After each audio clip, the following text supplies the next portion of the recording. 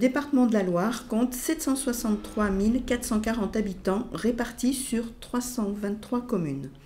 La Loire se caractérise par la diversité de ses reliefs et par la présence du fleuve Loire, élément structurant du département. Notre pays compte 251 900 sapeurs-pompiers civils et militaires. 78% d'entre eux sont des sapeurs-pompiers volontaires. La Loire compte 2368 sapeurs-pompiers volontaires qui représentent 82% des effectifs aux côtés des sapeurs-pompiers professionnels. Nos sapeurs-pompiers volontaires sont des femmes et des hommes qui, en marge de leur activité professionnelle et parfois au détriment de leur vie personnelle, occupent une place d'acteurs occasionnels de service public.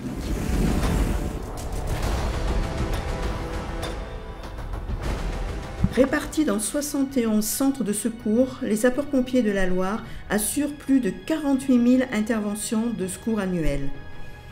Quelle que soit leur importance, les centres de secours ont le même principe d'organisation, l'activité opérationnelle restant la priorité. L'évolution sociétale a mené les sapeurs-pompiers de la Loire à s'adapter à l'évolution des risques. 80% des missions de secours sont dédiées au secours à personne. Pour ce faire, le SDIS de la Loire dispose d'un matériel adapté aux risques courants et spécifiques.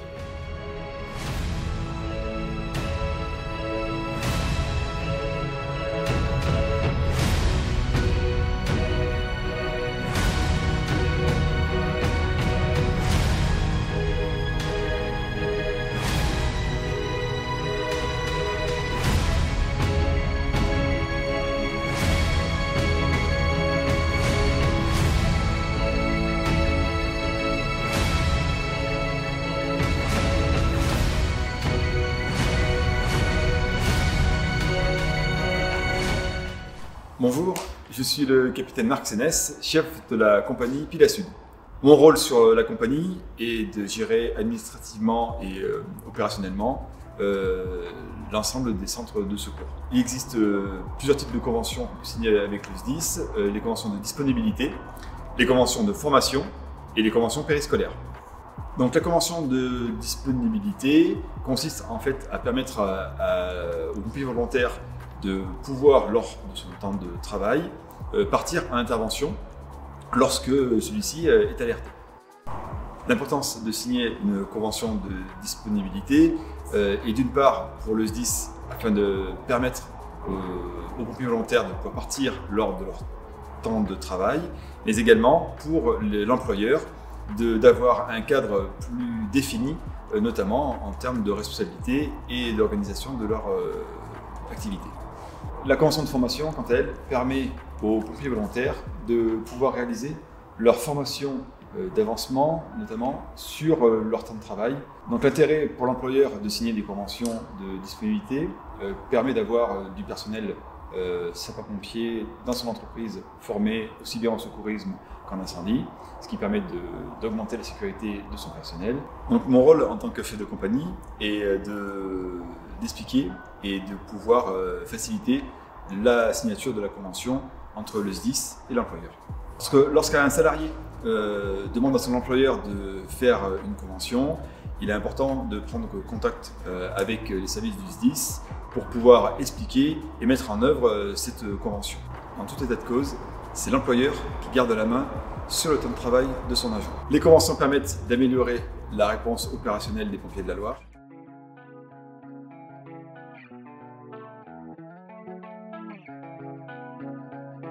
Nous n'employons pas de sapeurs-pompiers volontaires, nous employons des agents municipaux, mais parmi ceux-ci, nous comptons 3 sapeurs-pompiers volontaires. Ça représente autour de 9-10% de l'effectif total de la collectivité.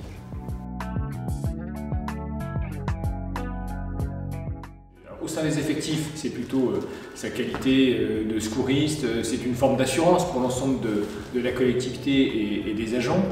Et puis je pense que l'apport va bien au-delà du seul effectif municipal, puisque c'est sa capacité à pouvoir intervenir pour assurer des secours au sein du centre de secours de la localité. Donc évidemment, l'apport est bien plus large et bien plus grand que ce sur quoi on pourrait compter au niveau municipal. Je ne signe jamais de convention sous la contrainte. Donc non. Voilà. Non, alors plus sérieusement, je crois que c'est surtout l'aboutissement en fait, d'un dialogue qui se fait avec le chef de centre, avec l'agent ou les agents concernés, avec la collectivité, avec les responsables de service également de l'agent concerné, pour qu'on définisse un cadre. Et donc finalement, la convention n'est que l'aboutissement d'un travail par lequel on s'est mis d'accord sur la disponibilité de l'agent et l'incidence ou les conséquences que ça peut avoir sur le service, de façon à éviter de se poser la question à chaque fois qu'il y a un départ en intervention.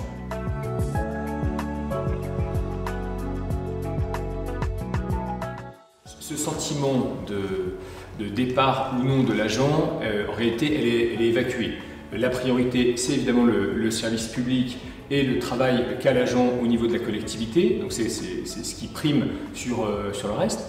En fonction de la nature des missions qui lui sont confiées, des travaux,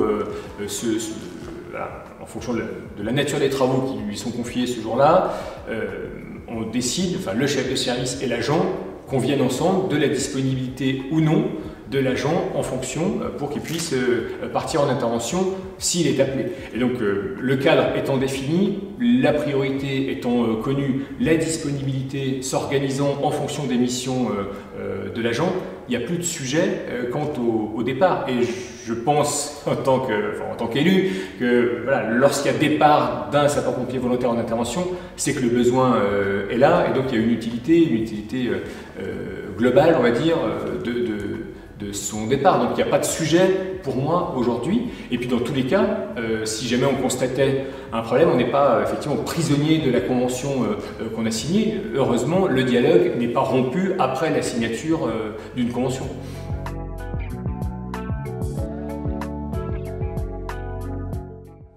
Je lui dirais que la Convention, elle ne nie pas ses contraintes propres au fonctionnement de sa collectivité ou de son entreprise. Elle prend justement en compte la réalité, ses contraintes à lui dans l'organisation soit de son service, de ses services ou de son entreprise. Et c'est justement parce qu'on en discute, parce qu'on se met d'accord, parce qu'on tient compte de ces contraintes, que derrière on offre de la disponibilité, on donne de la disponibilité aux sapeurs-pompiers volontaires. Donc la réalité, c'est que je crois qu'il ne faut pas voir la Convention comme une contrainte, mais plutôt comme un moyen de faire coïncider, de faire conjuguer des objectifs qu'on a finalement en partage.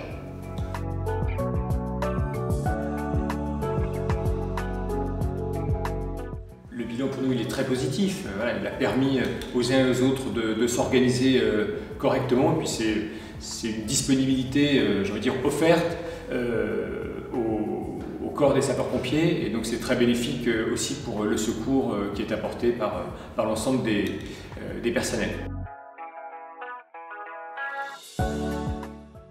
Pourquoi les soutenir? Parce que c'est, je crois, et c'est aussi notre rôle en tant qu'élu local, en tant que maire ici à Bourg-Argental, c'est affirmer une reconnaissance de la société envers l'engagement que prennent les sapeurs-pompiers volontaires vis-à-vis de la société en général. Et donc pour moi c'est une évidence que de soutenir et d'offrir de la disponibilité de nos agents pour les secours qui sont apportés à l'ensemble de la population.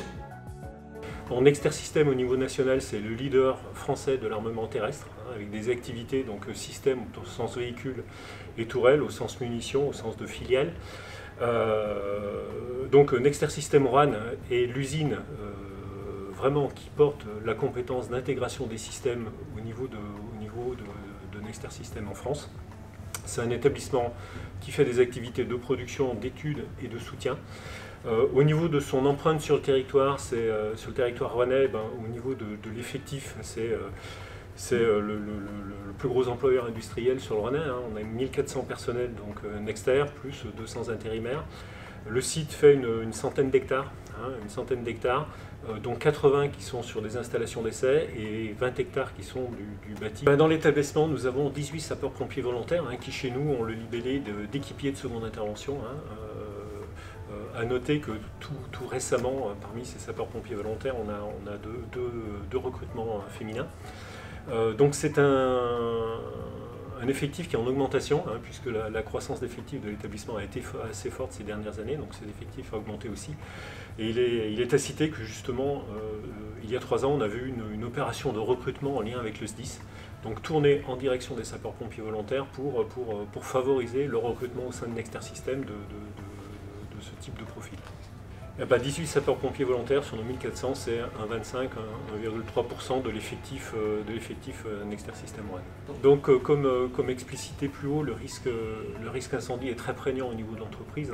Donc ces sapeurs-pompiers volontaires, par rapport à notre dispositif de secours, sont intégrés au dispositif de secours. Donc ils nous amènent une compétence particulière en termes de lutte contre l'incendie.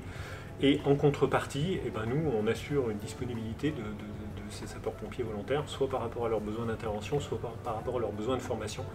Donc, de fait, c'est un dispositif géré par convention qui est gagnant-gagnant, et pour l'entreprise et pour le SDIS. Donc le sapeur-pompier volontaire nous apporte, je dis, une compétence, un savoir-faire, une sensibilité particulière.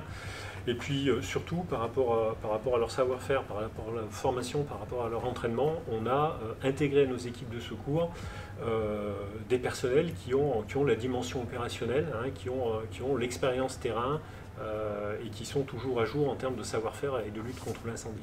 Pourquoi soutenir les sapeurs-pompiers? D'abord parce qu'on a besoin d'eux, on l'a dit, par rapport au risque incendie sur l'établissement, donc ça nous apporte une compétence, un professionnalisme. Ensuite, c'est un engagement citoyen de l'entreprise, ça rentre dans notre responsabilité sociétale et environnementale, donc l'action est favorable. Ensuite, au niveau du territoire, au niveau de la collectivité, ça permet de manifester une certaine solidarité, puisque nos sapeurs-pompiers volontaires peuvent intervenir par rapport à différentes sociétés, par rapport à différents organismes, la réciproque est vraie.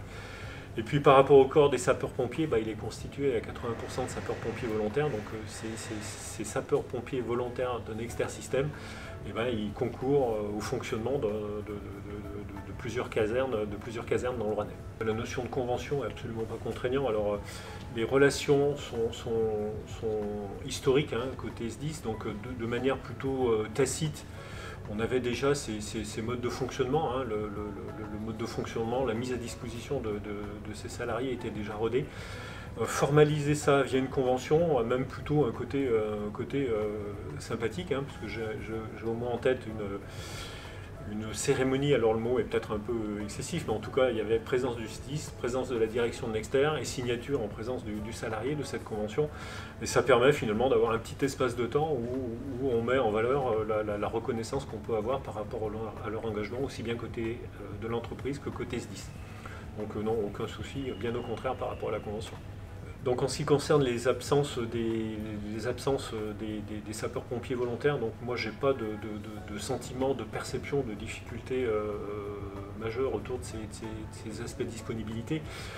D'une part, la plupart des absences de longue durée, entre guillemets, donc c'est pour de la formation, c'est parfois pour des campagnes de lutte contre des feux de forêt dans le sud, donc c'est quand même des choses qui sont plutôt planifiées. Au niveau des interventions, ça concerne surtout ceux dont la caserne est proche, donc Roanne en particulier. Donc,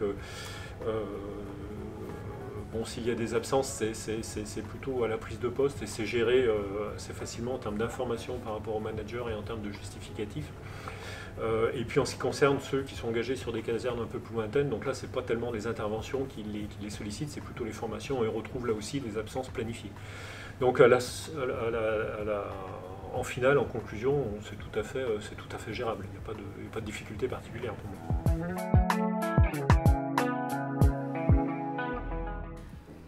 En employant un sapeur-pompier volontaire et en conventionnant avec le SDIS, l'employeur peut bénéficier d'avantages fiscaux et de compensations financières. Tout d'abord, au titre de l'assurance incendie, l'employeur peut bénéficier d'un abattement de 10% maximum sur la prime d'assurance dommage incendie. Ensuite, au titre de la subrogation, l'employeur peut percevoir en lieu et place du sapeur-pompier volontaire les indemnités horaires de celui-ci en cas de maintien de sa rémunération et des avantages y afférents durant son absence pendant le temps de travail effectif. Dans la Loire, le conseil d'administration du SDIS a voté que pour les actions de formation, les indemnités reversées à l'employeur seraient même majorées à 160%.